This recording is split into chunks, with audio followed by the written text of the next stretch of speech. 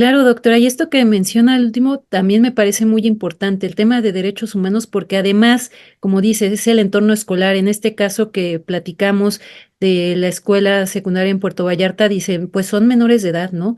Son niños, son jóvenes, no es grave, ¿no? Escuchamos que incluso dicen, ay, no, generación de cristal y tú aguántate y no digas nada y se van a reír de ti. Todos estos factores que están ahí involucrados en que alguien pueda guardar silencio hasta cuestiones peligrosas. Y en ese sentido, doctora, hay algunas señales, ya nos mencionaba usted algunas señales que pueden tener las personas que son víctimas, pero en el caso también de que mi hijo pueda ser un agresor, porque también eso es algo complicado, ¿no? Identificar algunas señales o cómo es que se gesta. Pues este tipo de conductas finalmente que tienen las personas, los jóvenes niños que cometen bullying, doctora.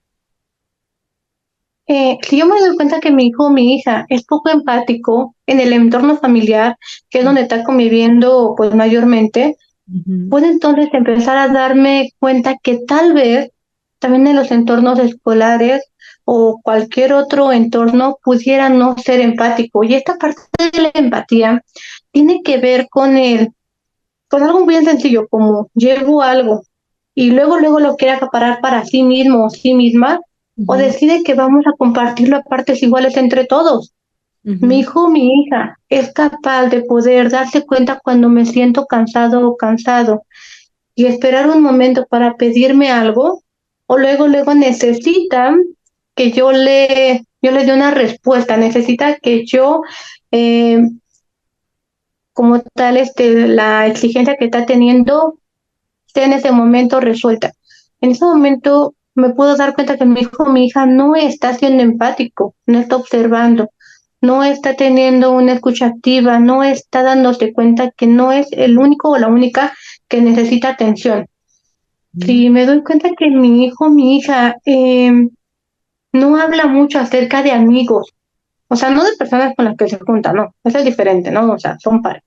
No, o sea, de amistades, o sea, de personas con las cuales pueda confiar, de personas que tienen también eh, una empatía consigo mismas, que conozcan a su familia, que tengan una interacción más allá de la escuela, puedo también sospechar, ¿por qué mi hijo o mi hija no tiene amistades? ¿Por qué mi hijo o mi hija no ha traído algún amigo, una mejor amiga, mejor amigo?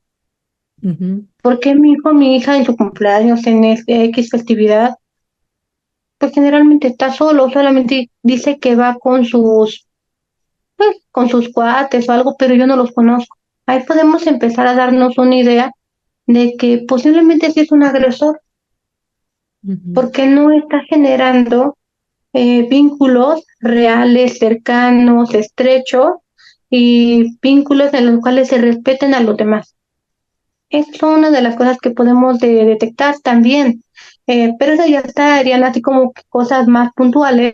Si veo que mi hijo o mi hija disfruta del sufrimiento ajeno, ya sea de un animal, ya sea de una persona, ya sea de manera real, ujú, ejerciéndolo, o de manera simbólica a través de películas, de series, de canciones, todo ello también puedo empezar a pensar, tal vez mi hijo también es agresor.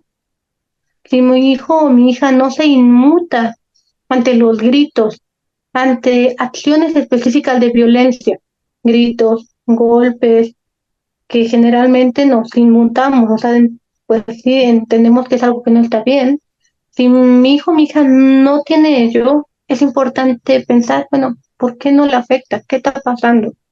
ujú. Son algunas cosas que podemos ir observando en ellos.